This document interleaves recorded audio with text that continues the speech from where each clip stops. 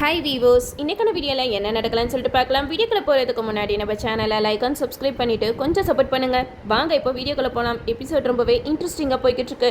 நம்ம சிவா வந்து சர்டிஃபிகேட் போயிடுச்சு அப்படின்னு சொல்லிட்டு ரொம்ப மனசொடைஞ்சு வீட்டுக்கு வராங்க. அப்போ ஐலி சிவா கிட்ட கேட்குறாங்க, என்னாச்சு சிவா, அந்த சர்டிஃபிகேட் கிடச்சதா இல்லையா அப்படின்னு சொல்லிட்டு கேட்க, அதுக்கு சிவா நடந்த விஷயம் எல்லாத்தையுமே சொல்கிறாங்க. ஐலி, அந்த சர்டிஃபிகேட் என் கைக்கு கிடைச்சது சன் ஆஃப் உதய பெருமாள் அப்படின்ட்டு தான் அதில் இருந்துச்சு.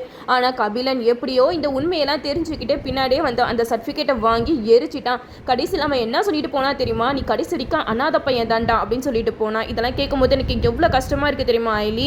இனிமேட்டு என்னால் எந்த உண்மையை நிரூபிக்க முடியாதா? அப்போ அக்கா கொடுத்தா அந்த 4 நாளில் நம்ம உண்மையை நிரூபிக்கலைன்னா கண்டிப்பாக இந்த வீட்டை விட்டு போகிற நிலைமை ஆயிடுமே அப்படிங்கிற மாதிரி சொல்ல, இதை கேட்டால் ஐலி சொல்கிறாங்க, இங்கே பாருங்க சிவா, நீங்கள் ரொம்ப எமோஷனல் ஆகாதீங்க. அந்த சர்டிஃபிகேட் இல்லைனா என்ன, அதான் சூரியநாராயணன் மாமா இருக்காருல, அவர் மூலமாக எப்படியாவது நம்ம உண்மையை நிரூபிச்சிடலாம் அப்படிங்கிற மாதிரி சொல்ல, அதுக்கு சிவா சொல்கிறாங்க, இல்லை ஐலி, எனக்கு என்னமோ கபிலன் சொன்ன மாதிரி கடைசி வரைக்கும் நான் அனாத பையன் தான் அப்படிங்கிற மாதிரி சொல்லி பயங்கரமாக எமோஷ்னலாக எழுதுகிட்டு இருக்காங்க. அப்போ தான் சிவா வந்து ஐலி கிட்ட சொல்கிறாங்க, ஐலி, நான் போயிட்டு எங்கள் அப்பா கிட்ட பேசிட்டு வரேன். ஏன்னா நாளைக்கு எல்லாரும் இருக்கும்போது எங்கள் அப்பா கிட்ட பேசணுன்னா யாருமே நீ பேச விட மாட்டாங்க. அது மட்டும் இல்லாமல் நான் பேசுகிறது அவர் காது கொடுத்து கூட கேட்க மாட்டார். அவர் தூங்குற நேரமாக பார்த்து அவர்கிட்ட என் மனசில் இருக்கிறதெல்லாம் சொல்லிட்டு வரேன் அப்படிங்கிற மாதிரி சொல்ல, இதை கேட்டால் ஐலி சொல்கிறாங்க, இங்கே பாருங்கள், இப்போ நீங்கள் அவங்க ரூமுக்கு போனீங்கன்னா கண்டிப்பாக செல்வராணி அத்தை இருப்பாங்க. அவங்க மட்டும் உங்களை பார்த்தாங்கன்னா பயங்கரமாக டென்ஷன் ஆவாங்களே அப்படிங்கிற மாதிரி சொல்ல, அதுக்கு சிவா சொல்கிறாங்க, இல்லை நான் போய் எப்படியா பேசிட்டு வந்துடுறேன் அப்படின்னு சொல்லிட்டு உதய பெருமாள் கிட்ட போய் பேசுகிறாங்க. அப்பா, நாளைக்கு நான் இந்த வீட்டில் இருக்க மாட்டேன், இந்த வீட்டை விட்டு போயிடுவேன். ஏன்னா என்னால் உண்மையை நிரூபிக்க முடியல. எனக்குன்னு கிடைச்ச ஒரே ஒரு ஆதாரத்தையும் அந்த கபிலன் எரிச்சிட்டான். இதுக்கப்புறம் என்னால் எப்படி உண்மையை நிரூபிக்க முடியும்? நீங்களும் உங்கள் வாயால் சிவா தான் என்னோட பையன் அப்படிங்கிற உண்மையை யார்கிட்டையும் சொல்ல போகிறது இல்லை. இனிமேட்டு நான் இந்த வீட்டில் இருந்து என்ன பிரயோஜனம்? நாளைக்கு எல்லாருமே எங்களை வீட்டை விட்டு துரத்திடுவாங்க. நான் இதோட இந்த வீட்டை விட்டு போயிடுவேன். எதுக்காக நீங்கள் தூங்கும் போது நான் உங்ககிட்ட வந்து பேசுகிறேன்னா அப்போ தான் நான் பேசுகிறத கொஞ்சமாவது நீங்கள் கேட்பீங்க. முடிச்சிருக்கும் போது நான் என்ன பேசினாலும் உங்கள் காதில் விழவே மாட்டேங்குது. நானும் மனுஷன் தானப்பா, எனக்கும் எல்லாரும் மாதிரியும் குடும்பம் இருக்கணும்னு ஆசை இருக்காதா? எனக்குன்னு கிடைச்ச ஒரு அப்பாவை இப்படி விட்டுட்டு போகிறோமே நினைக்கும் போது எனக்கு எவ்வளோ கஷ்டமாக இருக்குது தெரியுமா? நீங்களாவது ஒரு வார்த்தை சிவா தான் என்னோட பையன் அப்படின்னு சொல்லிட்டாலே எனக்கு போதும். மற்றபடி நான் இந்த சொத்துக்கோ இந்த பணத்துக்கோ ஆசைப்பட்டு நான் இந்த வீட்டில் இல்லை அப்படிங்கிற மாதிரி சிவா ரொம்பவே எமோஷ்னலாக உதய பெருமாள் கிட்ட பேசிட்டு அங்கேருந்து கிளம்பி போயிடுறாங்க.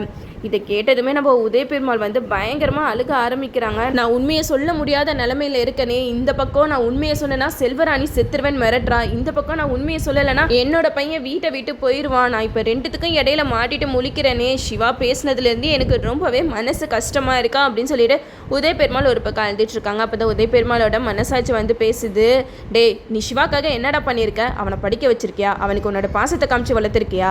நீ எதுவுமே அவனுக்கு செஞ்சதே கிடையாது. அது மட்டும் இல்லாமல் அவன் என்ன உன்கிட்ட கேட்குறான்? நான் உங்கள் பையன் அப்படிங்கிற உண்மை எல்லாத்துக்குமே தெரியணும்னு தான் அவன் ஆசைப்பட்றான். அதை தவிர்த்து அவன் வேற என்னடா அவன்கிட்ட கேட்டான்? இந்த சொத்து பத்து எல்லாத்துலேயும் பங்கு கொடுங்கன்னு கேட்டு வந்தானா? இல்லையே. அவனுக்குன்னு ஒரு உறவுன்னு சொல்லிக்கிறதுக்கு அப்பா வேணும் தானே உங்களை தேடி வந்தான். ஆனால் நீயே இப்படி பண்ணுற, கொஞ்சம் கூட உனக்குலாம் அறிவே இல்லையா அப்படிங்கிற மாதிரி உதய பெருமாளோட மனசாட்சி வந்து பேசிக்கிட்டு இருக்கு. அப்போ தான் உதய பெருமாளுக்கு ஞான உதயம் பிறந்த மாதிரி இருக்கு. இனிமேட்டு நான் யாருக்காகவும் பயப்பட போகிறது கிடையாது. என்னோட பையன் சிவா என் வீட்டில் தான் இருப்பான். அது மட்டும் இல்லாமல் நான் போலீஸ் ஸ்டேஷனில் அவ்வளோ கஷ்டப்பட்டப்ப எனக்காக உயிரே பணிய வச்சு என்னோட உயிரை காப்பாற்றினவாமன்.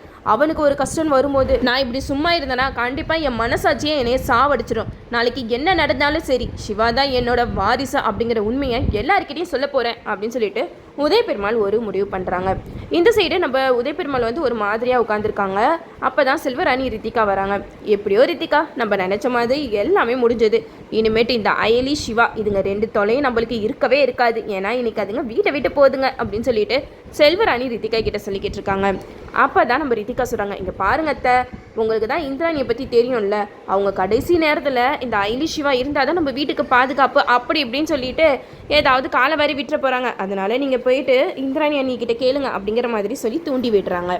இந்த சைடு செல்வராணியும் இந்திராணி கிட்ட கேட்குறாங்க, இந்திராணி என்னம்மா, நீ கொடுத்த 4வது நாள் என்னையோட முடியுது, நீ என்ன பண்ணலான்னு ஐடியாவில் இருக்க அப்படிங்கிற மாதிரி கேட்க, அதுக்கு இந்திராணி சொல்கிறாங்க, நான் உங்ககிட்ட கேட்குறேன் அப்படிங்கிற மாதிரி சொல்ல, அதுக்கு செல்வராணி சொல்கிறாங்க, இங்கே பாரு, அவங்களாலலாம் எந்த உண்மையும் நிரூபிக்க முடியாது. நீ தேவையில்லாமல் அவங்கள இந்த வீட்டில் வச்சுருக்கேன் அப்படின்னு சொல்லிட்டு இன்னும் 1 வாரம்லாம் டைம் கொடுத்து வச்சுருக்கக்கூடாது. ஒழுங்காக இன்றைக்கே அவங்கள வீட்டை விட்டு நீ துரத்தியே தான் ஆகணும் அப்படிங்கிற மாதிரி செல்வராணி வந்து இந்திராணி கிட்ட சொல்லிக்கிட்டு இருக்காங்க. இந்த சைடு நம்ம சிவா வந்து ஐலி கிட்ட சொல்கிறாங்க, இங்கே பாரு ஐலி, நம்மளால் உண்மையை நிரூபிக்க முடியல. அதனால நம்ம இந்த வீட்டை விட்டு போய் தான் ஆகணும். ஸோ அவங்களே நம்மளை வீட்டை விட்டு போங்க அப்படின்னு சொல்கிறதுக்கு முன்னாடி நம்மளே இந்த வீட்டை விட்டு போகிறது தான் நல்லது அப்படின்னு சொல்லிட்டு எல்லா பெட்டி படிக்கையும் எடுத்துகிட்டு ரெடியாக இருக்காங்க. இந்த சைடு நம்ம இந்திராணி சிவா ஐலி கிட்ட பேசி பார்ப்போம் அப்படின்னு சொல்லிட்டு சிவா ஐலியை தேடி வராங்க.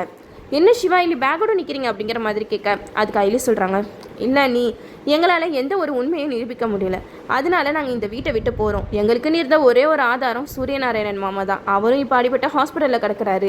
ஸோ நீங்கள் கொடுத்த நாளாவது நாள் இன்னையோட முடியுது, அதனால் நாங்கள் வீட்டை விட்டு போகிறது தானே நல்லது அப்படிங்கிற மாதிரி ஐலி சொல்ல இது கேட்ட இந்திராணிக்கு மனசெல்லாம் ஒரு மாதிரியாக இருக்குது. சிவாவை பார்த்து கண் கலங்கி நிற்கிறாங்க. எனக்கு என்னமோ தெரியல சிவா, உன்னை பார்க்கும் போதெல்லாம் என்னோட சொந்த தம்பியை பார்க்குற மாதிரி தான் இருக்குது. உன்னைய வீட்டை விட்டு போன்னு சொல்ல வாய் வரவே இல்லை. ஆனால் எனக்கு வேறு வழி தெரியல. நான் வாக்கு கொடுத்த மாதிரி 4வது நாள் என்னையோட முடியுது. எனக்கு வேறு வழி தெரியல அப்படிங்கிற மாதிரி சொல்ல இது கேட்ட சிவா சொல்கிறாங்க, நீங்கள் என்னக்கா பண்ணீங்க? எங்களுக்குன்னு இந்த வீட்டில் சப்போர்ட்டாக இருந்தது நீங்கள் மட்டும்தான். அதுக்கு என்ன கைமாறு செய்ய போகிறோன்னே எங்களுக்கு தெரியல. விடுங்கக்கா, எங்களுக்கு சப்போர்ட் பண்ணி தேவையில்லாமல் நீங்கள் எல்லாருக்கிட்டையும் பேச்சு வாங்கிட்டு இருக்காதீங்க. இதுதான் எங்களோட விதி. நாங்கள் இந்த வீட்டை விட்டு போகிறோம் அப்படிங்கிற மாதிரி சொல்ல இதை கேட்ட இந்திராணி பயங்கரமாக அழுக ஆரம்பிக்கிறாங்க. என்னைய மன்னிச்சிருங்க சிவா, ஐலி, என்னால் எதுவுமே செய்ய முடியல அப்படிங்கிற மாதிரி நம்ம இந்திராணி ஒரு மாதிரி கஷ்டத்தில் அழுதுகிட்டு இருக்க இந்த சைடு நம்ம ஐலி இந்திராணியை சமாதானப்படுத்துகிறாங்க. அப்போ தான் செல்வராணி ரித்திகா வராங்க.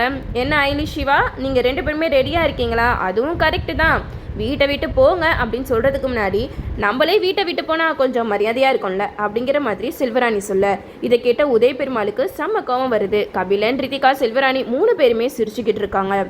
அப்போ தான் இந்திராணி வந்து சொல்கிறாங்க, சித்தி உங்களுக்கு கொஞ்சம் கூட மனசாட்சி இல்லையா? அவங்க என்னதான் இந்த வீட்டை விட்டு போகிறவங்களாவே இருந்தாலும் அவங்க செஞ்ச நல்லதெல்லாம் நம்ம என்றைக்குமே மறந்துடக்கூடாது. சித்தப்பா ஜெயிலில் இருந்தப்ப ஐலி, சிவா 2 பேரும் போராடி அவரை எப்படி வெளியில் கொண்டு வந்தாங்க.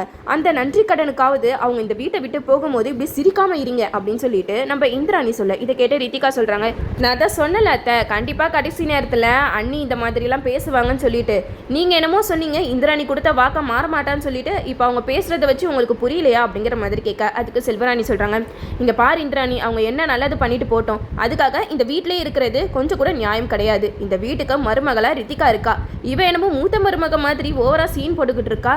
இதெல்லாம் பார்க்கறதுக்கு எங்களுக்கு சகிக்கலை. அது மட்டும் இல்லாமல் இந்த சிவா என்னமோ மூத்த வாரிசு மாதிரி எல்லா உரிமையும் கொண்டாடிக்கிட்டு இருக்கா.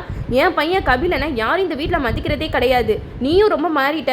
எப்போ பாரு கபிலனை என்னோட தம்பி அப்படி அப்படின்னு சொல்லிட்டு இருப்ப. இப்போ என்னன்னா கபிலனை கண்டுக்கிறதே இல்லை அப்படி இப்படின்னு சொல்லிட்டு செல்வராணி இந்திராணியை பயங்கரமாக கேள்வி கேட்டுட்டு இருக்காங்க. இதெல்லாம் கேட்டுட்டு ஐலி சிவா சொல்கிறாங்க, இங்கே பாருங்கள், அவங்கள எதுக்கு தேவையில்லாமல் இப்படியெல்லாம் பேசிக்கிட்டு இருக்கீங்க? அதான் நாங்கள் வீட்டை விட்டு போகிறோம்னு சொல்லிட்டு ரெடியாக இருக்கோம்ல, இதுக்கு மேலே உங்களுக்கு என்ன வேணும் அப்படிங்கிற மாதிரி ஐலி வந்து செல்வராணியை கேட்க இதை கேட்ட உதய பெருமாள் வந்து செல்வராணி கிட்ட சொல்கிறாங்க, செல்வராணி நீ கொஞ்சம் வாயை மூடிட்டு அமைதியாயிரு அப்படிங்கிற மாதிரி சொல்ல அதுக்கு செல்வராணிக்கு செம்ம கோவம் வருது. உதய பெருமாள் ஒரு முடிவு பண்ணிட்டாங்க, இதுக்கு மேலே நம்ம வாயை மூடிட்டு சும்மா இருந்தோன்னா கண்டிப்பாக நம்ம பையன் சிவா இனிமேட்டு எங்கே போவான்னு தெரியாது. அவனுக்குன்னு நான் ஒரு அப்பாவா எந்த ஒரு கடமைகளையும் நான் செஞ்சதே கிடையாது. அவன் தனியாலாம் வளர்ந்துருக்கான். இனிமேட்டாவது அவன் அப்பா பாசத்தோட வளரணும். இதுக்கப்புறம் நான் சும்மா இருந்தேனா அப்புறம் நான் மனுஷனே கிடையாது அப்படின்னு சொல்லிட்டு உதய பெருமாள் வந்து சிவா கிட்ட சொல்கிறாங்க, சிவா நீ இந்த வீட்டை விட்டு போகிறதா முடிவு பண்ணிட்டல, நீ இந்த வீட்டில் இருக்கிறதுக்கு முழு உரிமையும் இருக்குது. ஏன்னா நீ தாண்டா இந்த வீட்டோட மூத்த வாரிசு அப்படிங்கிற உண்மையை நம்ம உதய பெருமாள் அவங்க வாயாலேயே சொல்லுவாங்கன்னு தான் நானும் நினைக்கிறேன். ஏன்னா சிவா நைட்டு ரொம்பவே எமோஷ்னலாக பேசிட்டு போயிருக்காரு. இதெல்லாம் கேட்டும் கூட உதய பெருமாள் இன்னும் வாயை மூடிட்டு இருந்தாருன்னா அப்புறம் அவர்லாம் அப்பாவாக இருக்கிறதுக்கு தகுதியே கிடையாது. ஸோ உதய பெருமாள் வந்து எல்லார் முன்னாடியும் சிவா தான் என்னோட பையன் அப்படிங்கிறத ஒத்துக்க தான் போகிறாரு. இதுக்கப்புறம் எபிசோட் வேறு லெவலில் போக போகுது. நம்ம செல்வராணி, ரித்திகா, கபிலன் 3 பேருமே வாய் அடிச்சு போய் தான் நிற்க போகிறாங்க. அதையும் நம்ம வெயிட் பண்ணி பார்ப்போம். ஓகே வீவர்ஸ், இந்த வீடியோ உங்களுக்கு பிடிச்சிருந்தா லைக் பண்ணுங்கள், மறக்காமல் நம்ம சேனலை சப்ஸ்கிரைப் பண்ணிடுங்க.